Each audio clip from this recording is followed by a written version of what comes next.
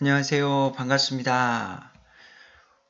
구원 시리즈 두 번째 시간, 예수님은 누구신가요? 라는 제목으로 구원 세미나 두 번째 시간을 시작해 보도록 하겠습니다. 이 세상에 살아가면서 한 번쯤은 교회에 가본 적이 있으실 거예요. 물론 안 가보신 분들도 있을 수 있고요. 친구 따라서 교회 초청잔치에 가기도 하고, 크리스마스 때 공연을 보러 가기도 하고, 때로는 살아가면서 한 번쯤 예수님이 누군지 알아나 볼까?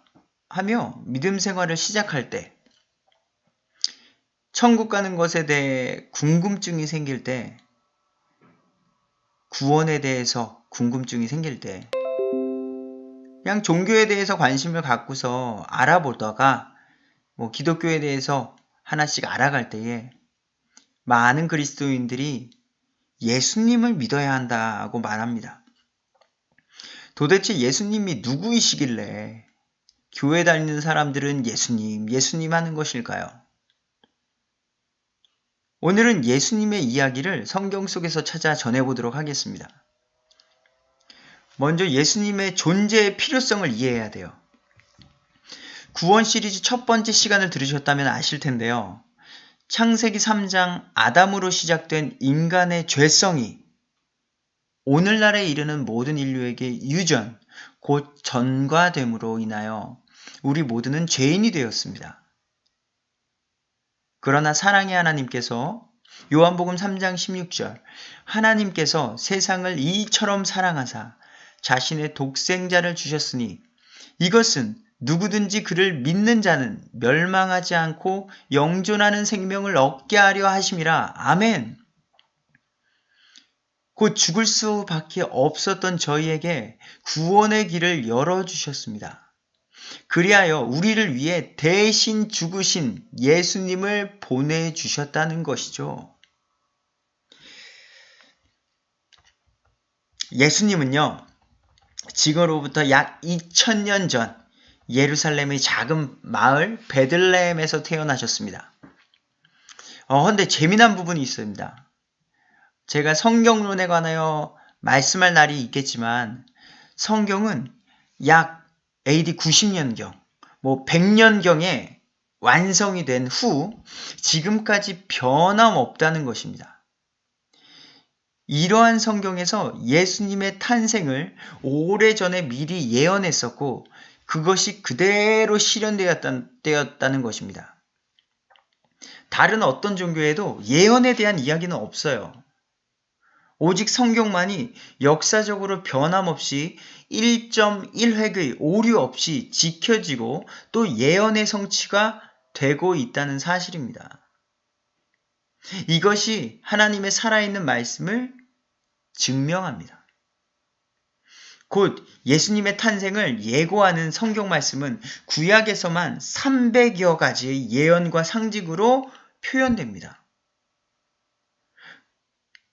그건 너무나 많은데요. 이 몇 가지를 보자면 창세기 3장 15절 아담과 하와가 뱀의 유혹, 마귀의 유혹으로 죄를 지은 후에 하나님께서 내가 너와 여자 사이에 또 내 씨와 뱀의 후손입니다. 곧 마귀 사탄의 씨와 그녀의 씨 사이에 적개심을 두리니 믿음의 계보 속에서 태어난 여자의 씨 적개심을 두리니 그 씨는 내 머리 마귀 사탄의 권세를 상하게 할 것이요 마귀 그는 그의 발꿈치를 상하게 할 것이니라.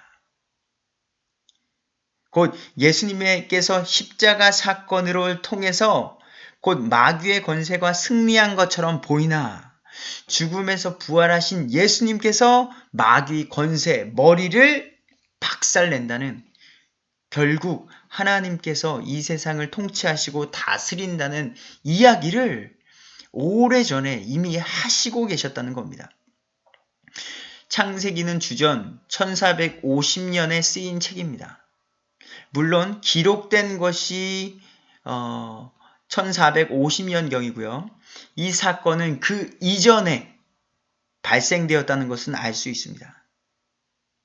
또 이사야 대언자의 이야기에 이사야서 9장 6절 9장은 약속된 아들의 정권 예수님에 대한 이야기가 미리 쓰여진 파트인데요.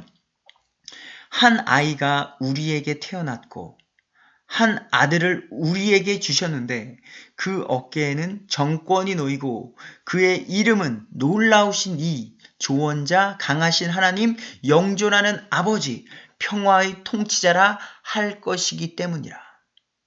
이사야 7장 14절에도요. 주께서 친히 한 표적을 너희에게 주시리니 보라 처녀가 수태하여 아들을 낳고 그의 이름을 임마누엘이라 하리라. 이사야는 이 책은요. 주전 700년 전에 쓰인 책입니다. 그러니까 예수님께서 태어나신 일 이전에 그런 일이 있을 것이다 라는 이러한 표현들이 300여 가지의 이상 기록되어져 있다는 거죠. 미가서를 보도록 할게요. 미가 대언자가 5장 2절에 다가오는 메시아장이에요. 이건. 그러나 너 베들레헴 에브라다야. 내가 유다의 수천 가운데서 작을지라도 이스라엘에서 치리자가 될 자가 내게서 나에게로 나아오리라. 예수님의 출생지가 기록된 거예요. 베들레헴 에브라다야. 이게 같은 지명의 이름입니다. 예수님께서 베들레헴에서 나실 것이라는 것이죠. 미가서는 주전 또 700년에 쓰인 책이고요. 침례자 요한복음 1장 15절에 내 뒤에 오시는 분이 나보다 앞서신 것은 그분께서 나보다 먼저 계셨기 때문이라 하며 언급한 분이 곧 이분이라. 자, 예수님께서는 침례자 요한보다 후에 출생하십니다. 인간적으로, 육신적으로는. 하지만 침례자 요한의 고백은 그분께서 나보다 먼저 계셨기 때문이다.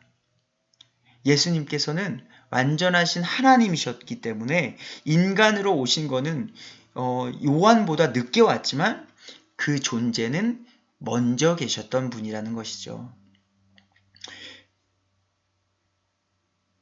사도 베드로의 고백 보도록 하겠습니다. 베드로전서 1장 20절에 참으로 그분께서는 세상의 창건 이전에 미리 정하여졌을 때 이 마지막 때에 너희를 위하여 드러나셨으며 아멘.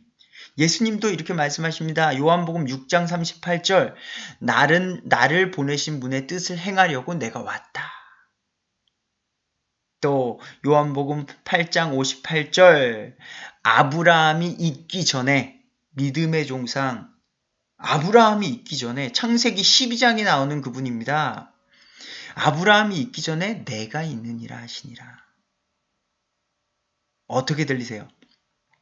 자, 그렇다면 예수 그리스도께서는 이런 말씀들을 또는 성경에서는 예수님이 출생 전에 이러한 기록들을 많이 하고 계십니다. 그리고 예수님은 2000년에 이 땅에 계시면서 이러한 말씀들을 했습니다. 아브라함이 있기 전에 내가 있었다. 나를 보내신 분의 뜻을 행하려고 왔다. 그러면 예수 그리스도는 정말로 그 말씀처럼 하나님이시든지 아니면 사기꾼 둘 중에 하나라는 겁니다. 그럼 성경에 예언된 말씀들이 어떻게 이루어졌는지 하나하나 맑은 정신으로 성경을 보도록 하겠습니다.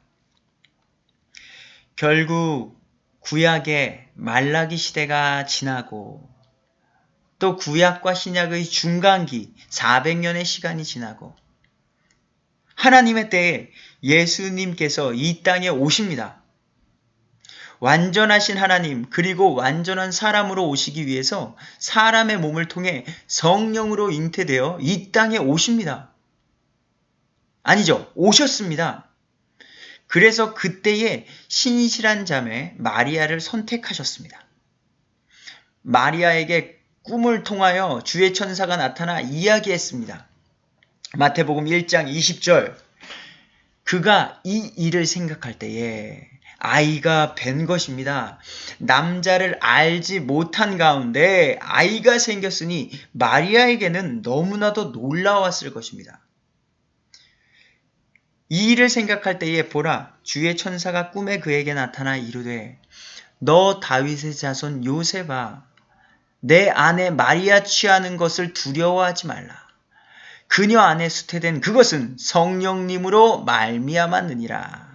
이것은 요셉에게 말씀하는 부분이네요. 예, 요셉은 뒤에 나와서 말씀을 이어가 보도록 하겠습니다. 그리고 그녀가 아들을 낳으리니 너는 그의 이름을 예수라 하라. 이는 그가 자기 백성을 그들의 죄에서 구원할 것이기 때문이라. 자, 그 당시 마리아는요, 요셉이라는 청년과 정혼한 관계였습니다. 정혼 관계란 유대 풍습을 보면, 결혼 풍습을 보면 결혼하기 전에 정혼을 먼저 합니다. 지금으로 말하면 약혼일까요? 그러므로 인하여 실질적인 부부관계가 유지되지만 함께 살지 못하고 잠자리도 함께 할 수 없었습니다. 정혼 후 신랑은 약 1년간 고향 땅으로 돌아가 일을 하며 신부 가족에게 줄 결혼 지창금을 준비해야 합니다. 이러한 상황 속에 마리아는 성령으로 잉태되어 아이가 생기게 된 것입니다. 요셉과 마리아에게 너무나도 당황스럽고 놀란 그 둘에게 천사가 나타나 이 모든 것이 하나님의 계획임을 전하게 된 말씀입니다. 마태복음 1장 22절, 이제 이 모든 일이 일어난 것은 주에 관하여 대언자를 통해 말씀하신 것을 성취하려 하심이라. 구약의 메시아 탄생을 예언했었고요. 그것을 지금 이루려 하신다는 겁니다.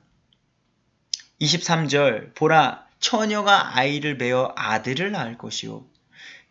그들이 그의 이름을 임마누엘이라 하리라 하셨으니, 이것을 번역하면 우리와 함께 계시는 하나님이시라는 뜻이라. 이에 요셉이 잠에서 깨어 일어나 주의 천사가 자기에게 지시한 대로 행하여 자기 아내 마리아를 취하고 그녀의 맏아들을 낳을 때까지 그녀를 알지 아니하다가 나음에 그의 이름을 예수라 하니라. 아멘. 신실한 두 형제 자매가 예수님의 탄생을 통하여 쓰임받게 되는 이야기가 여기에 있는 것입니다. 그때 누가복음 2장 1절에 그 무렵에 카이사르 아우구스투스가 칙령을 내려 온 세상에 조세 등록, 곧 세금 등록을 하게 합니다. 2장 3절, 모든 사람이 세금 등록, 조세 등록을 하러 저마다 자기 고향 땅으로 가게 됩니다. 요셉도 다윗의 집과 혈통에 속하였으므로 갈릴리 나사렛시에서 나와 살던 지역에서 나와 유대로 올라가 베들레헴이라는 다윗의 도시에 이르러. 기억하시나요? 베들레헴? 위에서 말씀한 대로요. 미가서 5장 2절 베들레헴 에브라다야. 하나님께서 구약에서 미리 약속하신, 예언하신 예수님의 출생 지역으로 요셉과 마리아를 인도하고 계신 이야기입니다. 5절, 자기의 정혼한 아내 마리아와 함께 조세 등록을 하려 하였는데 그녀가 아이를 베어 배가 불렀더라. 이제 아이가 나올 때가 거의 된 것 같습니다. 예수님의 탄생이 곧 다가올 무렵. 자, 임신 중에 있음에도 조세 등록을 위해 고향 땅 베들레헴에 갔고 그곳에는 이미 많은 사람들이 조세 등록으로 이동하였기 때문에 곳곳에 여관방의 자리가 없었습니다. 결국 머물 곳이 없으므로 작은 마구간에서 예수님은 세상으로 탄생하십니다. 누가복음 2장 7절 그녀가 자기의 맏아들을 낳아 포대기로 싸서 구유에 뉘었으니 이는 여관에 그들을 위한 방이 없었기 때문이더라. 누가복음 2장 9절 보라 주의 천사가 그들에게 임하고 주의 영광이 그들 주위에 두루 비춤에 그들이 심히 두려워하더라. 천사가 그들에게 이르되 두려워하지 말라. 보라 내가 온 백성에게 미칠 큰 기쁨의 좋은 소식을 너희에게 가져왔노라. 이날 다윗의 도시에 너희를 위해 구원자 곧 그리스도 주께서 태어나셨느니라. 아멘. 아멘. 결국 예수님께서 이 땅에 태어나셨습니다. 예수님은 이렇게 세상에 오셨습니다. 예수님의 유년 시절은 누가복음에 기록되어져 있습니다. 해마다 6월절이 되면 유대인들은 6월절 절기를 지키기 위해 예루살렘으로 향하였습니다. 마리아와 요셉과 친척들, 이들 또한 성전이 있는 예루살렘으로 갔던 거죠. 6월절의 절기를 지키고 요셉과 마리아와 일행들은 이제 집으로 돌아갔습니다. 돌아가는 길에 예수님이 친척들과 일행 중에 있는 줄 알았으나 하룻밤이 지나서야 예수님이 없어졌다는 것을 알고 황급히 발걸음을 돌려 예루살렘으로 향합니다. 결국 사흘이 지나서야 예수님을 발견합니다. 이때 당시 성경은 예수님이 12살이었다고 나옵니다. 그때 예수님은 성전의 박사들과 성경에 대한 토론을 하고 있었습니다. 12살짜리 남자아이가 박사학위였던 그 당시 지식인이었던 박사들과 이야기를 한다. 참 특별하죠. 특별한 상황이죠. 성경에는 그 박사들이 예수님께서 하시는 말을 듣기도 하고 또 묻기도 했다고 성경은 말합니다. 얼마나 논리적이고 박식했던지 오히려 박사들이 12살에 예수님께 질문을 하고 또 말을 듣기도 했다는 것이죠. 요한복음 2장 47절 그분의 말을 들은 모든 자들이 그분께서 깨닫고 답변하시는 것들로 인하여 깜짝 놀라더라. 자신들이 알고 있는 지식보다도 더욱더 방대하고 놀라운 지혜를 말씀하셨기 때문입니다. 왜냐하면 예수님은 하나님이시기 때문입니다. 이때 마리아는 어린 예수님께 걱정 어린 훈계를 합니다. 헌데 예수님께서 마리아가 이해할 수 없는 표현으로 대답을 하시죠. 요한복음 2장 48절 그들이 그분을 보고 놀라며 그분의 어머니 마리아죠. 그분 예수님께 이르되 아들아 네가 어찌하여 우리에게 이렇게 하였느냐. 보라 네 아버지와 내가 근심하며 너를 찾았노라. 하매 49절 그분께서 그들에게 이르시되 예수님께서 말씀하십니다. 어찌하여 나를 찾으셨나이까? 내가 반드시 내 아버지의 일을 해야 함을 알지 못하셨나이까? 하시니라. 50절 그들은 예수님께서 자신들에게 하신 말씀을 깨닫지 못하더라. 혹시 자녀가 있으시거나 아이를 양육하신 분들은 마리아와 요셉의 심정을 더욱더 이해하실 겁니다. 위험하고 낯선 곳에서 3일 동안 부모 없이 자기 하고 싶은 대로 하려는 12살의 남자아이에게 걱정 어린 부모의 심정으로 훈계를 했는데 잘못했어요가 아닌 내가 반드시 내 아버지의 일을 해야 함을 알지 못하셨나이까 라고 말하는 겁니다. 12년간 키운 아기가 갑자기 이런 말을 하다니.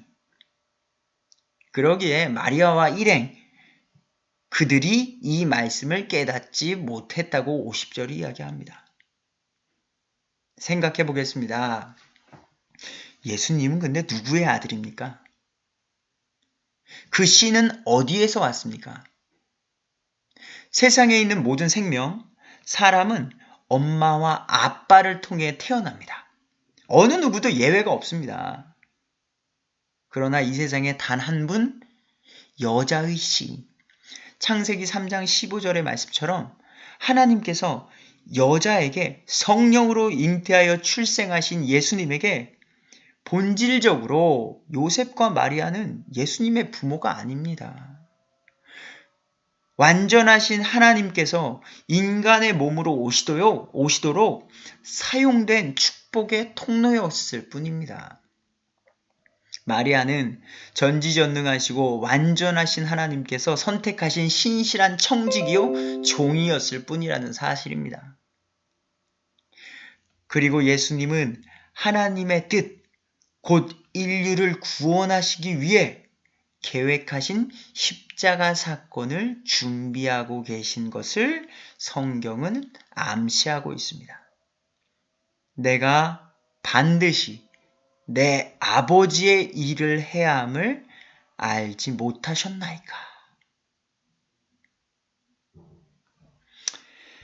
그리고 예수님은 약 30세에 3년 반의 공생의 사역을 시작하십니다. 이제는 본인이 하나님께서 보내신 메시아, 구원자이심을 증명하시고 구약에서 말씀하신 것들을 하나하나 성취해 나가십니다. 수많은 사람들의 병을 고쳐주시고 물 위로 걸으시며 오병이어의 사건과 죽은 자도 살리시며 여러 곳을 돌아다니시며 하나님의 왕국의 복음을 선포하셨습니다. 그러한 놀라운 역사 가운데서도 사람들은 단순히 놀라운 선생님으로만 생각하기도 하고 또는 예수님을 참 하나님, 구원자로 믿는 사람들이 생겨나게 됩니다. 역사 가운데 예수님이 실존 인물이심은 당연히 아시리라 믿습니다. 그렇다면 예수님은 참 하나님이실까요? 사기꾼일까요? 사기꾼이라기엔 예수님은 본인이 가야 할 길이 너무 험난하셨고 힘든 길이셨다는 것을 기억하십시오. 예수님께서 하신 말씀 몇 가지를 전하자면 성전 정화 이후에 요한복음 2장 19절 예수님께서 그들에게 대답하여 이르시되 이 성전을 헐라 사흘 안에 내가 그것을 일으켜 세우리라.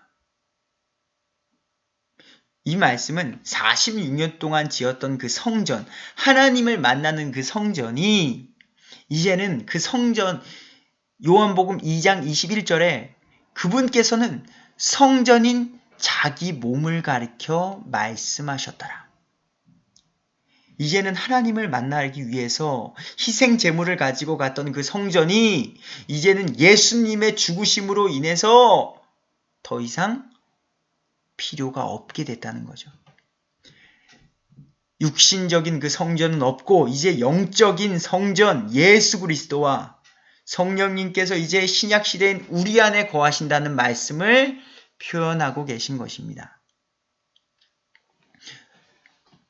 또한 니고데모와의 대화, 요한복음 3장 14절에 모세가 광야에서 뱀을 든 것 같이 사람의 아들도 반드시 들려야 하리라. 곧 예수님께서 십자가에 매달려야 함을 예언하고 계신 거예요. 교회를 설립할 것이라는 선포 이후에 또 말씀하십니다. 마태복음 16장 18절 내가 또 내게 이르노니 너는 베드로라. 이 반석 위에 내가 내 교회를 세우리니 지옥의 문들이 그것을 이기지 못하리라.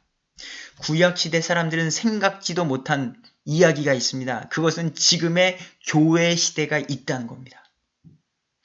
예수님께서는 마태복음 16장 18절에 들어서야 교회라는 분명한 신약 교회라는 것을 하나님께서 말씀하십니다.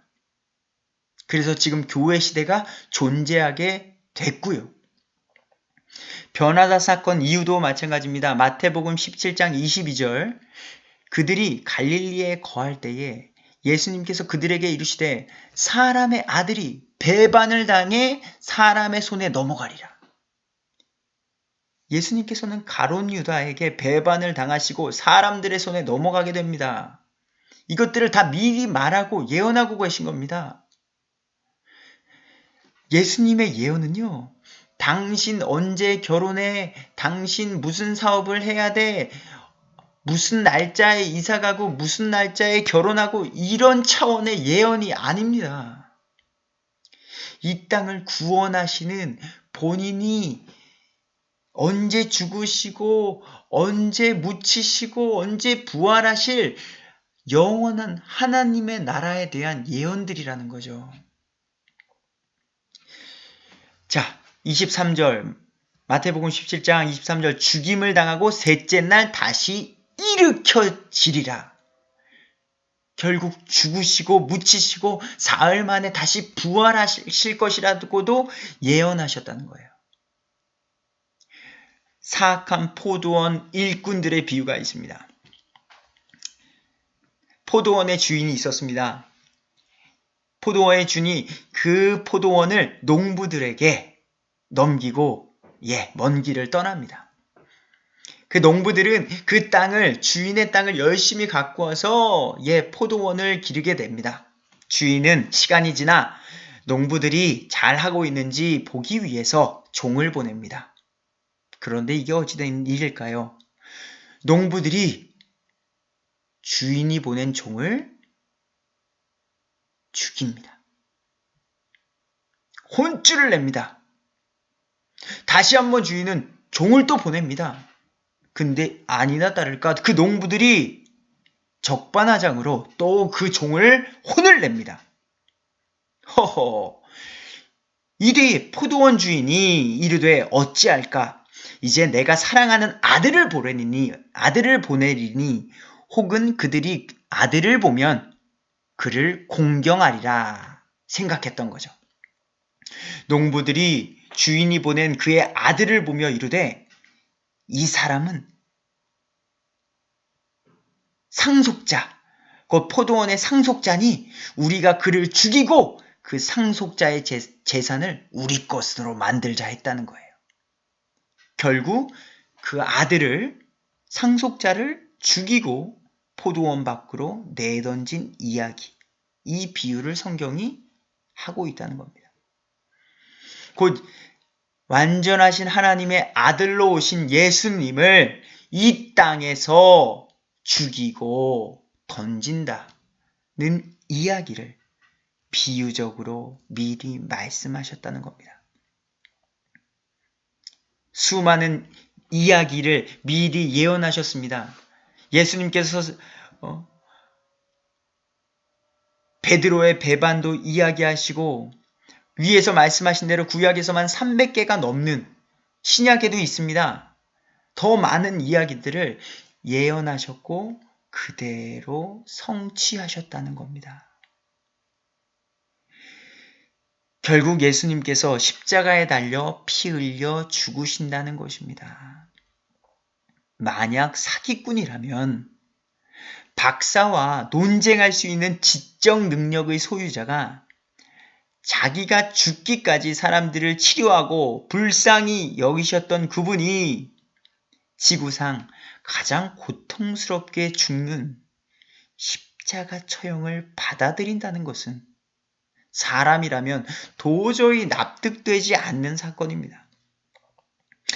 다시 한번 강조하지만 예수님의 십자가 사건이 성경을 보지 않아도 역사 가운데 사실이라는 것은 모두가 아실 것으로 생각됩니다. 이 당시 예수님은 유대교로부터 상당한 미움을 받았습니다. 전통과 율법을 중시했던 그들에게 예수님께서 전한 복음은 너무나 반감이 들기에 충분했습니다.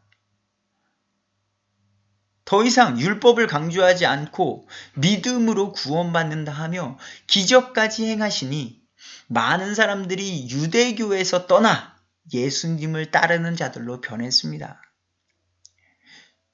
유대교는 안타깝게도 정치적 면모를 드러내며 자신들의 세력 약화를 걱정하며 예수님을 죽일 생각을 하게 됩니다. 그때 예수님의 12 제자 중 가룟 유다에게 마귀가 예수님을 팔려는 유혹을 하고 유다는 그 욕심의 마음을 뺏겨 자신의 선택으로 예수님을 팔아 넘기게 됩니다. 누가복음 13장 2절 저녁 식사가 끝날 무렵에 이제 마귀가 시몬의 아들 가룟 유다의 마음속에 그분을 배반하여 넘겨주려는 생각을 넣었더라. 자, 이거 어떤 사람들이 이렇게 이야기하십니다. 그럼 마귀가 넣은 거 아닌가요? 마귀가 유다를 조종했기에 그렇게 예수님을 팔았던 것 아닌가요? 창세기 3장 이야기에도 이야기했지만 하나님께서는 각 사람에게 자유의지를 주셨습니다. 마귀는요, 우리를 믿음으로부터 멀어지게끔, 하나님과 관계가 끊어지게끔 유혹을 할 뿐이지 우리를 조종할 수는 없습니다.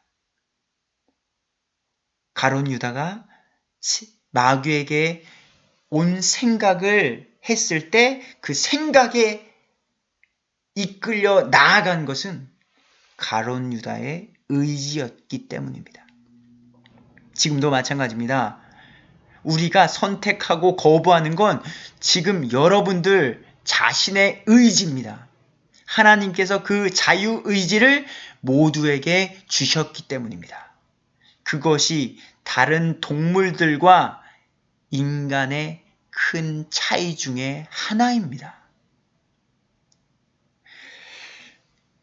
마태복음 26장 14절 그때의 12 중에 하나인 가룟 유다라 하는 자가 수제사장들에게 가서 그들에게 이르되 내가 예수님을 너희에게 넘겨주면 너희가 무엇을 내게 주려느냐 하니 그들이 은 30개로 그와 가룟 유다와 언약을 맺습니다. 허나 이 또한 예수님은 제자 중에 한 명이 자기를 은 30에 팔아 넘길 것을 미리 알고 계셨습니다. 마태복음 26장 21절 제자들이 먹을 때에 그분께서 이르시되 진실로 내가 너희에게 이르노니 너희 중에 한 사람이 나를 배반하여 넘겨주리라 하시거늘. 결국 가룟 유다의 배반으로 예수님은 잡혀 대제사장에게로 끌려갑니다. 그와 더불어 모든 수제사장들과 장로들과 서기관들이 모여 예수님을 죽이려고 예수님을 대적할 증인들을 구하되 근데 아무도 찾지 못합니다. 죄가 없으시기 때문입니다. 마가복음 14장 56절 이는 그분을 대적하여 예수님을 대적하여 거짓 증언하는 자가 많으나 그들의 증언이 서로 일치하지 아니하였기 때문이라. 사람들을 매수해서 예수님에 대한 거짓 증언을 이야기하는데 예수님이 언제 몇 월 며칠 저기서 이상한 말을 했습니다. 근데 다른 사람이 또 그날 다른 곳에 있었는데 그들의 증언이 맞지가 않는 거예요. 거짓말은 드러나게 되어 있습니다. 57절 이어갑니다. 어떤 사람들이 일어나 그분을 대적하여 거짓 증언하며 이르되 우리가 그의 말을 들으니 손으로 지은 이 성전을 내가 헐고 손으로 짓지 아니한 다른 성전을 사흘 안에 지으리라 하더라. 예수님을 최대한 더욱더 심한 죄를 뒤집어 씌우기 위해서 노력하고 있습니다. 61절 그분께서 잠잠하시고 아무것도 대답하지 아니하시거늘 대제사장이 다시 그분께 물어 예수님께 이르되 네가 찬송받으실 이의 아들 그리스도냐? 하매 62절 예수님께서 이르시되 내가 그니라. 사람의 아들이 권능의 오른편에 앉아 있는 것과 하늘의 구름들 가운데서 오는 것을 너희가 보리라 하시니 이에 대제사장이 자기 옷을 찢으며 이르되 어찌 우리에게 더 증인이 필요하리요? 신성 모독하는 말을 너희가 들었도다. 너희 생각은 어떠하냐? 하매 그들이 다 그분을 죽을 죄를 지은 자로 정죄하고 어떤 자들은 그분께 침을 뱉기 시작하며 그분의 얼굴을 가리고 주먹으로 그분을 치며 그분께 이르되 태어나라 하고 하인들은 손바닥으로 그분을 치더라. 왕이신 하나님, 이 세상을 창조하시고 주관하시는 그 하나님이 아들이신 예수님을 보내셔서 이러한 멸시천재를 받게 하신 것입니다. 그리고 이러한 상황 속에 성경은 베드로의 배반 이야기로 이어집니다. 마가복음 14장 66절에서 67절 예수님의 사랑을 많이 받던 제자 베드로가 예수님께서 끌려가 이렇게 조롱과 고난받으심을 인지하고 무서워서 겁먹고 숨은 이야기입니다. 약 3년 동안 예수님을 따랐고 물 위로도 걸어보았고 예수님의 수많은 기적과 왕국의 복음의 이야기를 직접 들었습니다.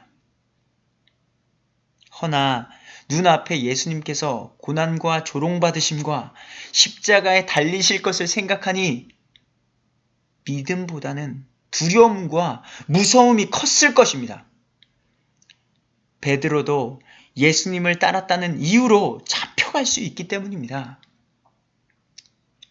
결국 그 자리에서 3번이나 예수님을 부인합니다. 이 사람 예수님의 제자입니다. 라고 말했는데 나는 절대 예수님을 모른다 하며 부인했습니다. 한때 예수님께 사랑받던 제자임에도 세상의 무서운 힘 앞에 굴복했던 사건이 기록되어 있습니다. 허나 이 사건도 예수님은 미리 아셨고 잡혀가시기 전 베드로에게 미리 말씀하셨습니다. 마가복음 14장 72절 수탉이 2번째 울더라. 베드로가 예수님께서 자기에게 하신 말씀 곧 수탉이 2번 울기 전에 네가 나를 3번 부인하리라 하신 말씀을 기억하고 그것을 생각하며 우니라. 그래도 베드로에게 양심이 있었나 봅니다. 예수님께서 얼마나 따뜻하게 자신을 사랑해 주셨고 품어 주셨는지 기억했나 봅니다. 그로 인해 예수님을 배반했던 자신이 미웠나 봅니다. 울며 무슨 생각을 했을까요? 예수님의 이야기로 이어가겠습니다. 결국 수제사장들이 즉시 장로들과 서기관들과 온 공회와 협의하고 예수님을 결박하여 끌고 가서 빌라도에게 넘겨줍니다. 빌라도는 예수님께 묻습니다. 네가 유대인의 왕이냐? 그러나 예수님은 아무 말도 하지 않으십니다. 그 당시 명절이 되면 어떤 죄수를 요구하든지 죄수 하나를 놓아주는 전통이 있었습니다. 현대의 광복절 특사, 특별 사면 같은 것이죠. 당시에 바라바라는 살인까지 저지른 폭군이 있었는데 수제사장들은 이미 많은 사람들을 선동하여 바라바를 풀어주고 예수님을 십자가에 못 박으라 라고 말하게 하며 더 심하게 군중들을 일으켜 소리지르게 했습니다. 결국 빌라도는 예수님께서 죄가 없다는 것을 알매도 불구하고 자신의 정치적 입지를 유지하기 위해 군중들이 원하는 대로 바라바 살인자는 놓아주고 죄 없으신 예수님은 책찍질하고 십자가에 못 박히도록 넘겨주었다고 누가복음 15장 15절에서 성경은 말하고 있습니다. 저는 어릴 적 세상을 모를 때 죄 없는 사람이 억울하게 죽는 것에 대해 이해를 하지 못했습니다. 경찰 아저씨들은 다 좋아 보였고 변호사, 검사, 판사는 모두 약자와 진실의 편인 줄만 알았습니다. 물론 좋은 분들도 많으신 줄 압니다. 그렇지만 그렇지 않은 분들도 많다는 것을 성인이 돼서야 깨달았기 때문입니다.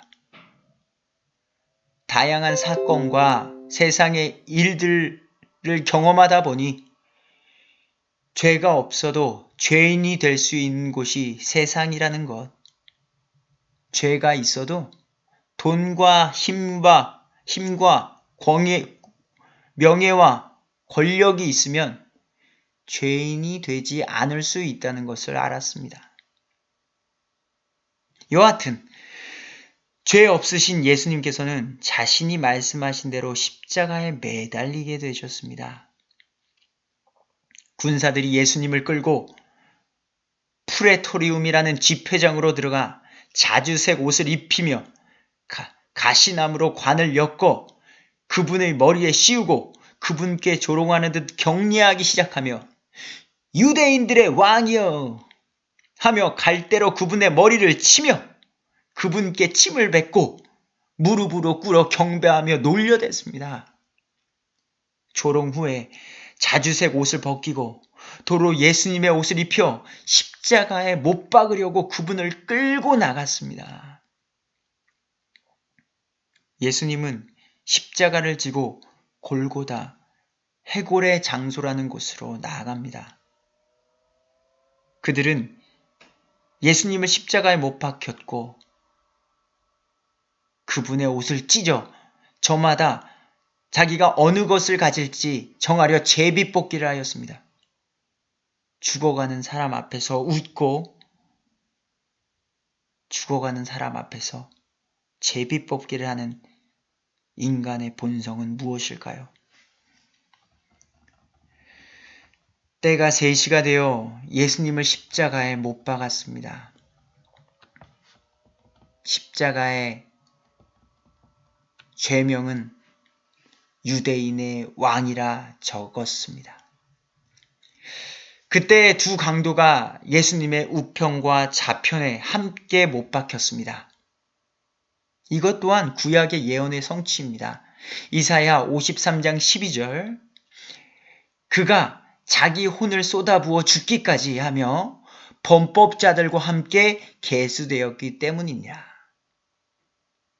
범법자들과 함께 십자가에 매달릴 것 또한 예언됐다는 겁니다. 이때에 두 범죄자들 중 하나는 예수님을 욕하며 당신이 만일 그리스도이라면 네 자신과 함께 우리를 구원하라. 이렇게 말하였고 다른 한 명은 말을 되받아 다른 범죄자를 꾸짖으며 네가 동일한 정죄를 받고서도 하나님을 두려워하지 아니하느냐. 우리는 우리가 행한 일에 합당한 보응을 받으니 참으로 공정하게 정죄를 받거니와 이 사람 예수님은 아무 잘못도 행하지 아니하였느니라 하고 이렇게 진실한 고백을 합니다. 그리고 이어서 주여, 주께서 주의 왕국으로 들어오실 때에 나를 기억하옵소서 하매 예수님께서 그에게 이르십니다.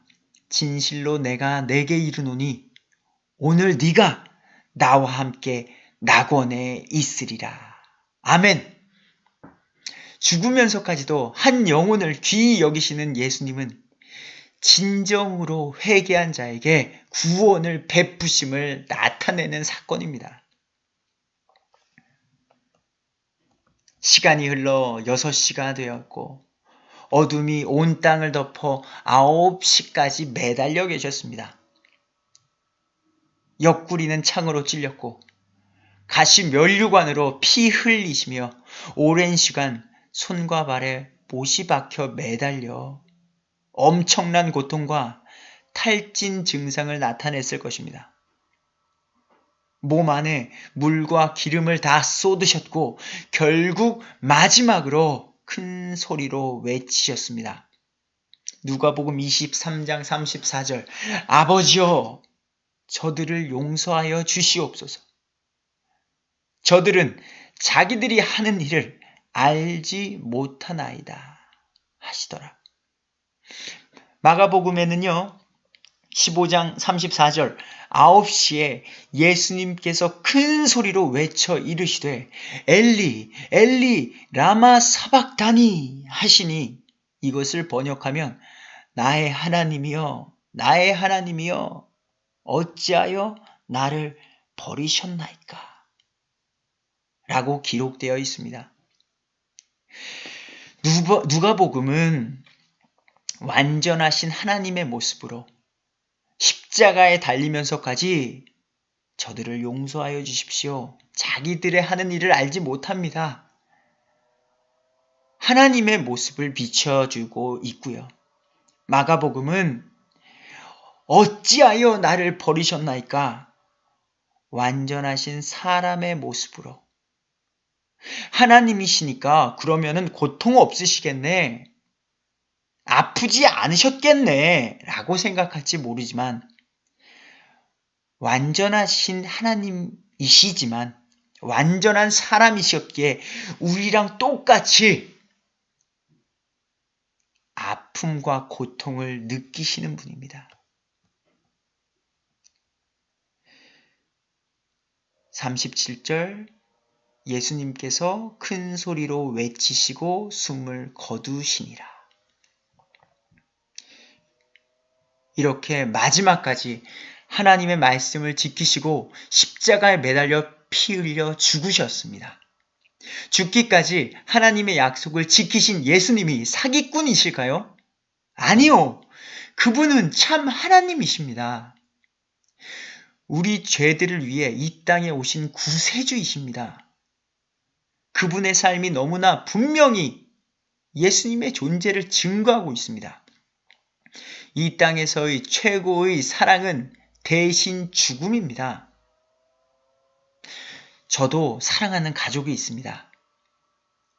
너무나도 사랑하기에 함께 웃고 때론 함께 울며 다양한 생활들을 함께하는 것이 저의 삶의 기쁨입니다.